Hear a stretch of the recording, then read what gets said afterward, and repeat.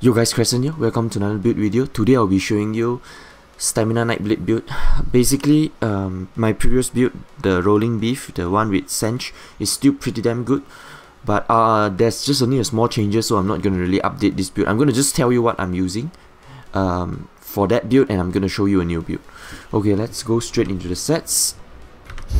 So for the Rolling Beef build, we are using Sench obviously, and we'll be using Bone Pirate on the body as well, Sench on the back bar, and one piece Stormy House. And the changes we have now is we will not be using Maelstrom weapons anymore. Instead, we'll be using Elysium weapon, preferably the Great Sword, either in Nirnhorn or in Sharpen. Sharpen deals a little bit more damage, about 1.5% more or less, but Nirnhorn gives you better healing and overall better damage against shields, so it's really up to you. I got my sword in powered, so I just switch it to Nirnhorn.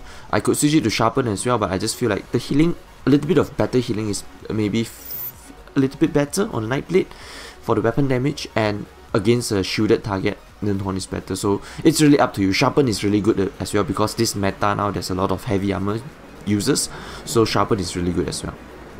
Okay, so that is only the changes. You can use either poison damage or disease damage for your weapon enchantment. It's really up to you. And on the back bar, just make sure you use weapon damage enchantment and infuse on a Sench bow. Okay, that is the Sench set. Everything else is the same. I'm gonna show you now the new set that I'm using more often. Of course, I still use the Sench set a lot, because that set is just crazy weapon damage, so I just feel like that set is really powerful anyways. But for now, I switch it around sometimes. Sometimes I use this setup as well. So what we'll be using is either two-piece Celine or Veledreth. I'll show you Veledreth really quickly. Yeah, Veledreth. Either Veledreth or Celine, both are really powerful. Celine deals more damage than Veledreth because when you apply major fracture on opponents, Celine will do more damage because it is physical damage. I tested it already, yet yes, it does do more damage than Veledreth. However, Veledreth has a lower proc time, so it's 1.3 seconds for Celine and 1 second for Veledreth. So Veledreth is quite instant. So it's really up to you. And Veledreth is a little bit more AoE and easier to poke because it's only 20%.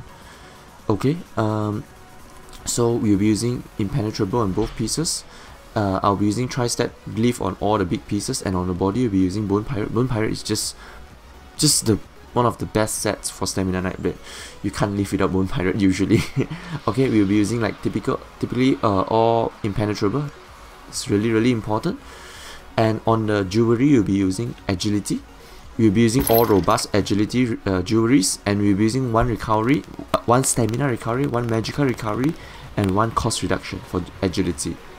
Okay, and like usual, on the front bar, we'll be using Elysium Greatsword because this is really powerful and you have to use it. And on the back bar, we'll be using Master's Bow. So this is where you get all your damage, and we'll be using an infused Master Bow because you want to get that 450 damage that will get increased by 20%, and you can increase your weapon damage when you use poison injection by 300 again. So overall, you can increase your weapon damage by 800 plus, which is really powerful. Okay, actually, wait, is it more than 800? Yeah, it's 800 plus. It's a lot. It's close to maybe 900 or so. That is really powerful. Just one poison injection, one light attack. That's how you get all your damage. Okay, so I'll show you the stats really quickly. So this is our front bar.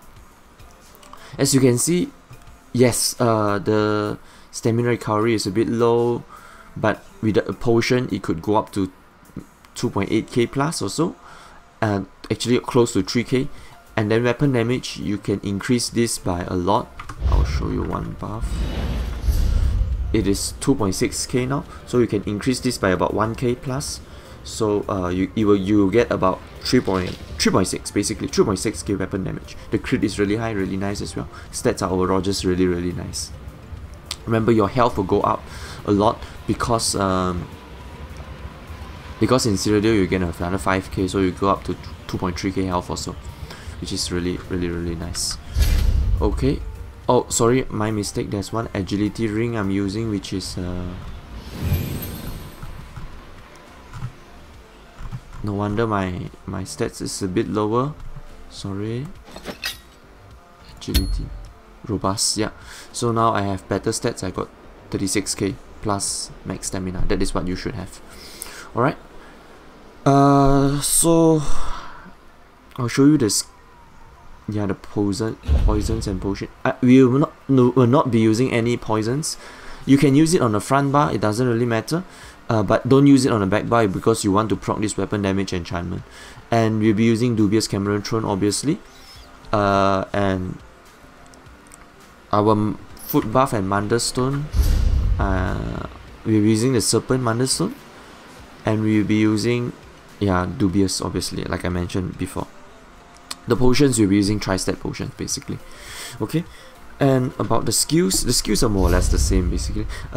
Execute reverse slice, surprise attack, DPS, damage skill, ambush, cap close, fear, CC, rally, burst heal, heal dot, in cap, your biggest ultimate, poison injection to apply master bow, shuffle, just to dodge stuff.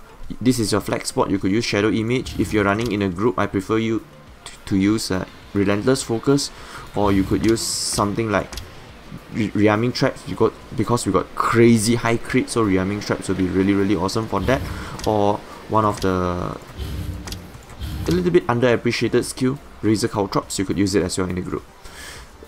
Vigor your heal, shadowy disguise your cloak, your invincible skill, and ballista just to burn down blocking target. Because why this skill is so powerful? Because it procs the damage is high. This is unbuffed. It will go up to close to 45k physical damage. And after you use this skill, you can apply fear to your enemy. You can pile in pressure as well. This is like a better version of what do you call that? So as out. So as out obviously is undodgeable. This one you can dodge it, but with ballista you can go in and fear opponent. You can apply pressure. You don't need. It is not a channeling skill. That's why it's really powerful.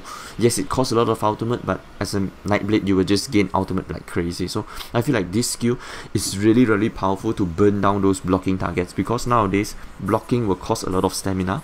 So for all those tanky guys, if they block a lot for 5.2 seconds, if they are non-stop blocking, you're gonna just, if you use this ultimate, you're just gonna burn through all their stamina. That's why ballista is really powerful. A lot of players like to use werewolf ultimate, which is okay as well, but I just feel like ballista is just must have, because against good targets, against good opponent, you're not gonna kill them with your typical combo, you know, like in cap into surprise attack, all those poison injection, heavy attack. You're not gonna kill them because they know you're coming as a Nightblade. They know how to defend themselves. That's why I feel like ballista is one of the surprise package skill for them. Okay, CP, yeah. I'm just gonna keep this video short because more or less the setup is pretty basic, but it's really meta-ish, I would say. It's really, you know, a lot of Nightblades are going to use this kind of builds because it's just one of the best builds. I'm coming up with a new build later on, but I still need to grind one of the weapons, so just look forward for that. It's a Nightblade build as well, but it won't come so early because I still need to go through the other classes. Okay, for CP, Warlock 48, Siphoner 27, Sprint 2, Mooncalf 75, Tenacity 7. You could put more into Tenacity if you want, but I don't think we will be relying on heavy attacks a lot to gain back resources. Tumbling 66, 5 Shadow Watts, 27 Bless, 13 Shattering Blows, 3 Physical Weapon Expert, 72 Master at Arms, 2 Thermal Church, 51 Precise Strikes, 49 Mighty, 13 Piercing, 66 Ironclad, really important, 17 Resistance, 20 Thick Skin, 56 Hardy, 49 Elemental Defender, 3 Expert, and 19 Quick Recovery. Okay, that's about it for the CP. I think I covered most of the stuff already for this build. It's a really simple build, really powerful build. I would say, yeah, the Elysium weapon is really easy to get as well. You just need to go do the dungeon. the normal dungeon will drop it as well. It's equally as powerful as the perfected one, so don't bother farming for the perfected one, because the non-perfected one is just as good as the perfected. Okay, I think that's about it for this build video. Hope you enjoyed. Make sure you throw this video a like, make sure you subscribe to my channel as well, that'd be really awesome, and I'll see you guys in Cyrodiil. Okay, bye bye.